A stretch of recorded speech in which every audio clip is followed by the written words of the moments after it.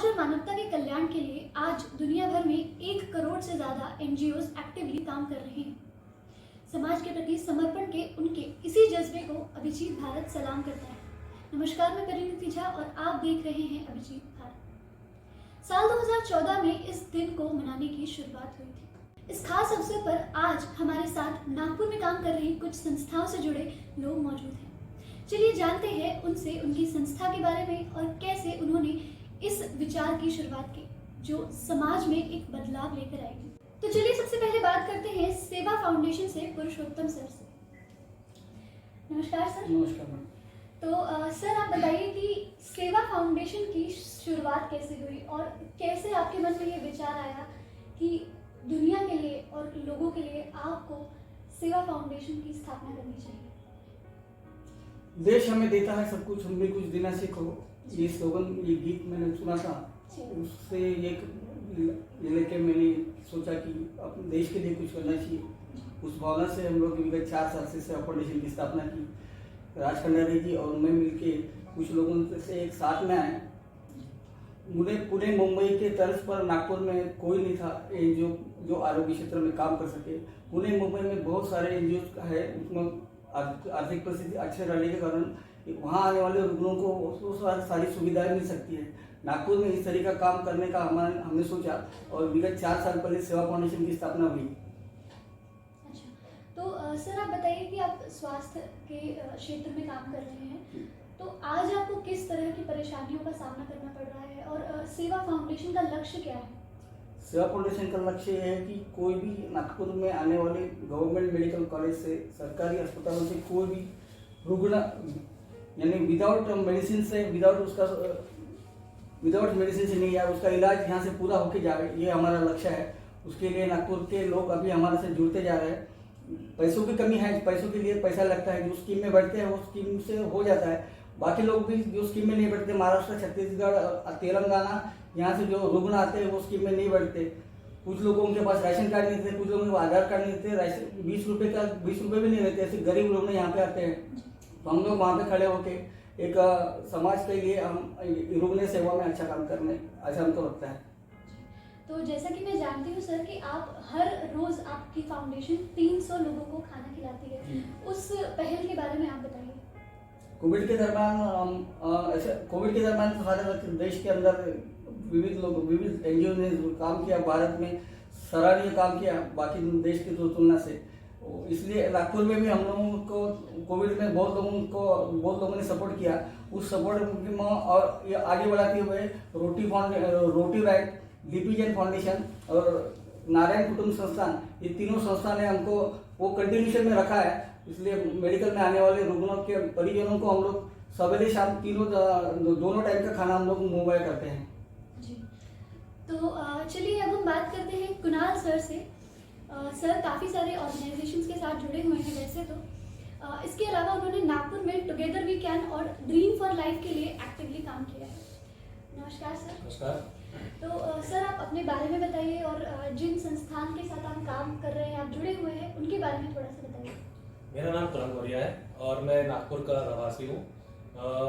मेरा जो वर्किंग है वो together we can, dream for life foundation, the strength of unity foundation और ऐसे नागपुर की विभिन्न एनजीओ है जिनके साथ मैं काम करता हूँ।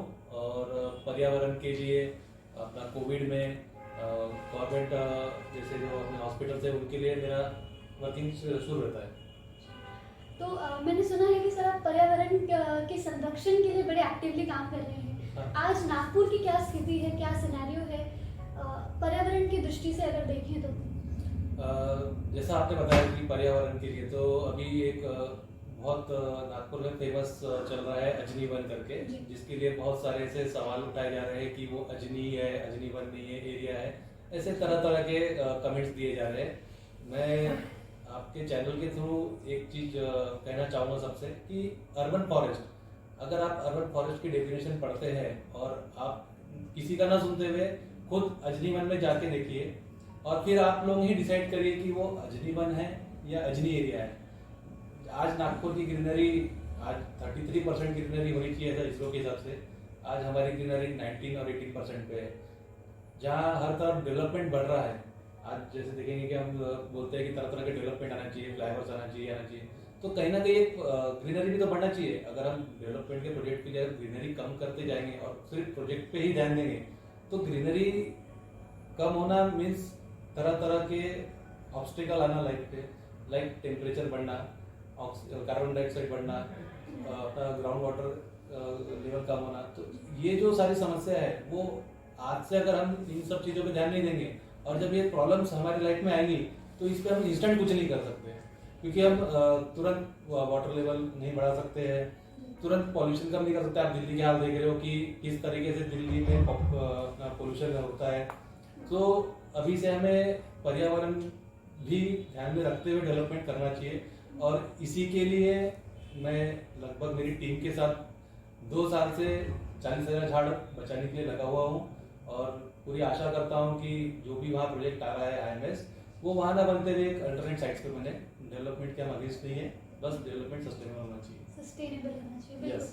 क्योंकि आज जो हम बोएंगे वही हम कुछ सालों बाद काटेंगे, ऐसा कहा जाता है। तो सस्टेनेबल डेवलपमेंट बहुत ज़रूरी है। तो चलिए अब हम बात करते हैं अग्निपंख के फाउंडर सर से। लोगों की आवाज़ बनना एक बहुत बड़ी बात होती है, क्योंकि जहाँ भी मानव जीवन है वहाँ परेशानियाँ तो होंगी ही। हम स्वास्थ्य और पर्यावरण पर तो बहुत ध्यान देते हैं, लेकिन एंटरप्रेन्योरशिप, बिजनेस, एजुकेशन, शिक्षा जिसे हम कहेंगे, ट्रेनिंग, इन सेक्टर्स पर शायद लोगों का ध्यान उस तरह से नहीं है जैसा होना चाहिए। इसी विचारधारा को आगे बढ़ाते हुए अग्निपंख की शुरुआत हुई थी। तो चलिए जानते हैं सर किस तरीके से आज विजन में बदलाव लाने का प्रयास कर रहे हैं। ठीक है, देखिए पहली बात तो विजन जब हम लोग कुछ सोचते हैं और सेट इन स्टोन तरीके से उसके ऊपर हम लोग विचार करते हैं, काम करना शुरू करते हैं, तो सामाजिक परिस्थितियाँ तो हरदम बदलती रहती है। ठीक है, तो हम आपको विजन के बारे में भी थोड़ा फ्लेक्सिबल होना होता है। जैसे हर गवर्नमेंट पार्टी का मैनिफेस्टो चेंज होता है, जैसे जैसे सोशो इकोनॉमिक रिक्वायरमेंट होती है, वैसे मुझे लगता है एनजीओ का भी आपका मैनिफेस्टो जो है विजन है वो चेंज होना चाहिए as per the requirements that your society has. तो अगर मैं अग्निपंख की बात करूँ तो शुरुआत तो हम लोगों ने 2018 में करी, छत्रपति शिवाजी महाराज जयंती के दिन 19 फरवरी 2018। अब क्योंकि छत्रपति का नाम वहाँ पे आता है तो हम लोग पूरे महाराष्ट्र का विजन साथ में लेके चलते हैं। ठीक है, तो जहाँ पे हम लोग social, economical, health care activities के वेलफेयर के लिए काम कर रहे हैं, बट क्योंकि हम लोग हमेशा जब कल्चरल और सोशल एक्टिविटीज़ और वेलफेयर के बारे में सोचते हैं तो इकोनॉमिकल एलिमेंट को हमेशा छोड़ देते हैं। तो मराठी में बहुत एक अच्छा क्या बोलते हैं 4 लाइन्स चारोळी म्हणतात मराठीमध्ये त्याला, देणाऱ्याने देता जावे, घेणाऱ्याने घेता जावे, देता देता एका दिवस देणाऱ्याचे हाते घ्यावे। तो आप लोगों को इतना सक्षम बनाओ कि उनको कभी जरूरत ना पड़े आपकी सेवा की। तो हम लोग हमेशा से सुनते हैं किताबों में कि संगठन में शक्ति है। तो जब हम लोगों ने शुरू किया कॉज, उसका भी एक थोड़ा हिस्ट्री अगर आप अलाउ करोगे तो मैं थोड़ा बता दूं। बिल्कुल बिल्कुल। कि 2017 में ट्रांसफॉर्म महाराष्ट्र कॉम्पिटिशन श्री देवेंद्र फडणवीस ने शुरू करा था महाराष्ट्र में, जहाँ पे उन्होंने युवाओं को आह्वान किया था महाराष्ट्र भर के अलग अलग क्षेत्र के इंजीनियरिंग कॉलेजेस, एग्रीकल्चरल कॉलेजेस, कुछ प्रॉब्लम स्टेटमेंट्स दिए थे स्टेट के रेनिंग इश्यूज के ऊपर, और आपके क्या थॉट प्रोसेस है, क्या ब्रेनस्टॉर्मिंग है, इसके ऊपर उन्होंने एक प्रोजेक्ट एक डॉक्यूमेंटेड फॉर्मेट में मंगवाया था। तो उस कॉम्पिटिशन का प्रॉपर एनालिसिस, प्रोजेक्ट्स का प्रॉपर एनालिसिस करके उन्होंने कुछ प्रोजेक्ट्स को अवार्ड दिए और एक कमिटमेंट दिया कि हम लोग इनको इम्प्लीमेंट करेंगे महाराष्ट्र में अलग अलग सेक्टर्स में रिफॉर्म्स के लिए। तो क्योंकि मैं पूना में पढ़ रहा था उस टाइम पे, मेरा इंजीनियरिंग चल रहा था, तो मैंने सोशो इकोनॉमिक सेक्टर की हालत देखी, एजुकेशन सेक्टर में कुछ ऐसे एरियाज में जहाँ पे उतना रीच नहीं है, या फिर गवर्नमेंट स्कूल्स की हालत इतनी अच्छी नहीं है, वहाँ पे मॉडर्न एजुकेशन की फैसिलिटीज अवेलेबल नहीं है, वहाँ पे हम लोगों ने कॉलेज लेवल पे काम करना शुरू कर दिया था। तो कुछ ज़्यादा ग्रास रूट लेवल पर अंडरस्टैंडिंग चीज़ों का उस टाइम पे था। तो हम लोग English coaching, computer science coaching, ये सब पर्सनैलिटी ग्रूमिंग क्लासेस, ये सब जिला परिषद के स्कूलों के लिए तब लोग ऑपरेट कर रहे थे। तब ऐसा कोई संगठन का नाम नहीं था, but we were doing it out of our own will. We were having a thought process कि हम लोग को चेंज मेकर बनना है। ठीक है, तो प्रोजेक्ट्स का एक सजेशन देने के बाद हम लोगों ने ऑब्जर्व किया कि 1 साल तक गवर्नमेंट से कुछ इनिशिएटिव नहीं लिया और रिफॉर्म्स में बहुत ज़्यादा डिफरेंसेस नहीं है, because of multiple things. I wouldn't deep dive into that, but एक मुझे लगता है कि we as a responsible citizen और youngster of this nation, we have this accountability कि हम लोगों ने कुछ खुद इनिशिएटिव करना चाहिए। शुरुआत खुद से होती है। और if you are born and raised in Maharashtra soil, तो आपके पास तो बहुत बड़ी प्रेरणा है छत्रपति जी। तो फिर इसी थॉट प्रोसेस के साथ जितना संगठन मेरा था, जितने मेरे कॉन्टैक्ट्स थे, सब लोगों को मेरा विजन समझा के हम लोगों ने संस्था का शुरुआत किया।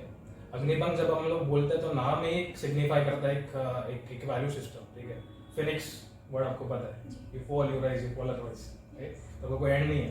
ठीक है, you will rise again from the ashes. ठीक है, ये थॉट प्रोसेस है। तो जब शुरू किया तो हम लोगों ने एजुकेशन सेक्टर से शुरू किया, जैसे जैसे काम करते हैं कि सोशल सेक्टर में, तो रियलाइज हुआ कि सिर्फ एजुकेशन में रिफॉर्म्स लाने से कुछ नहीं होगा, हम लोग को बाकी सेक्टर को भी टारगेट करना पड़ेगा। और अगर हम लोग नागपुर जैसे टियर 2 सिटी में रह रहे हैं, तो जिस तरीके के इशूज़ आउटस्कर्ट्स में, विलेजेस में होते हैं, उस तरीके के इशूज़ नागपुर में नहीं है। यहाँ पे एक अर्बन पुअर पॉपुलेशन है जिनके इशूज़ बहुत डिफरेंट होते हैं। महानगर पालिका का भी बहुत अटेंशन होता है, हम लोग गवर्नमेंट को ब्लेम नहीं कर सकते। एज ए सिटीजन हम लोग को रिस्पॉन्सिबिलिटी लेना चाहिए कि हम लोग अपने लेवल से कैसे कंट्रीब्यूट कर सकते हैं सोसाइटी को। तो अगर मैं एजुकेशन सेक्टर की बात करूँ, मैं थोड़ा प्रोजेक्ट के बारे में हल्का सा हाईलाइट कर देता हूँ आपको। तो हम लोगों ने स्पेशल गर्ल्स, रेस्क्यूड गर्ल्स जिनके साथ रेप हुआ या कुछ ऊंच नीची हरकत हुई है, जिनके लिए गवर्नमेंट शेल्टर रूम रखा है, उनके लिए एजुकेशन सेक्टर में हम लोगों ने उनकी कोचिंग्स चलाई 10th की, 9, 10, 11, 12 की। उसमें से 75% का हमारा सक्सेस ट्रैक रिकॉर्ड है, सब लोग पास हो गए।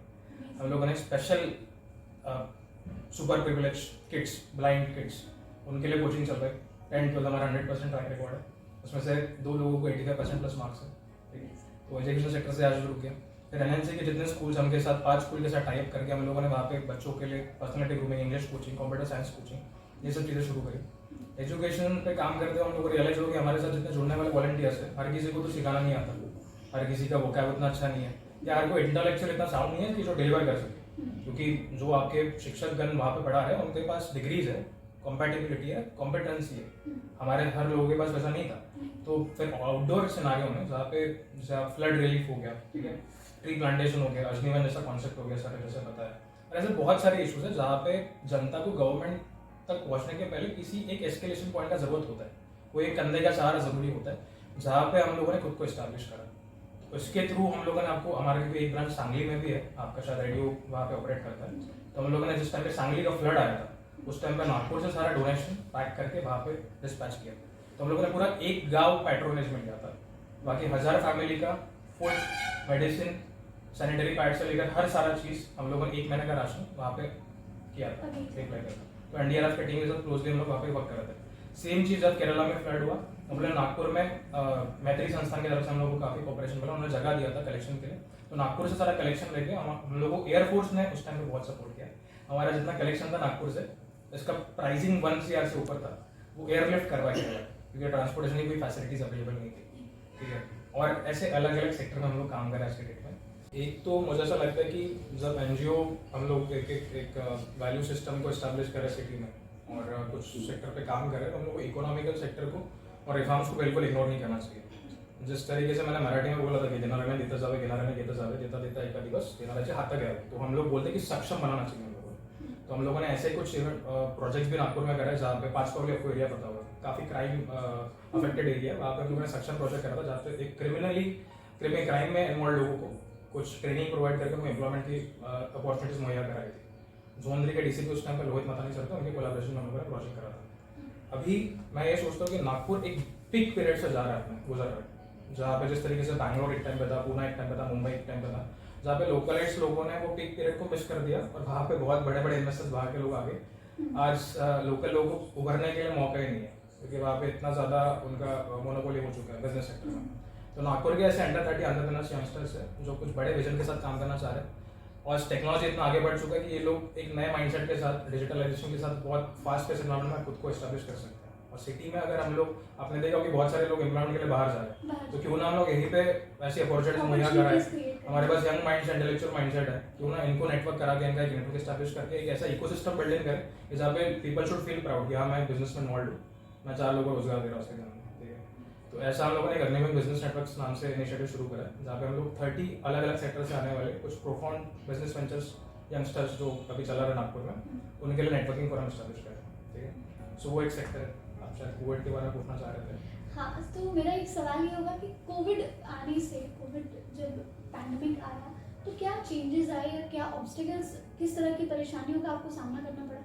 बिल्कुल, तो सबसे पहले इम्पोर्टेंट चीज़ ये है कि ये पहली बार हम लोगों ने हमारे जनरेशन में देखा है। मुझे पता नहीं कि सर के जनरेशन में क्या देखा है, बट मैंने तो पहली बार ऐसा कुछ एक हैवॉक देखा है कि जहाँ पे इतनी सारी ब्लड बाथ था सोसाइटी में।